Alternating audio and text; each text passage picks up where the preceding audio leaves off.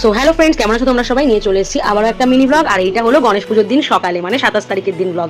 তো সারা রাত্রি জেগে আমরা ডেকোরেশন করার পর সকালবেলা আমরা কাজটা একটু এগিয়ে রাখার জন্য রান্নার জোগাড়টাও করে রেখেছিলাম। এখানে ময়দা মেখে নেওয়া হয়েছিল আর এখানে ঘুগনিটা আমি বানিয়ে নিয়েছিলাম, কারণ যাতে পুজোটা শেষ হলেই কেউ অভুক্ত না থাকে, যাতে খেতে পারে, কারণ অনেক বেলা হয়ে যাবে আমি জানি। তো যাই হোক, এখানে স্নান টান করে রেডি হয়ে নিয়েছি।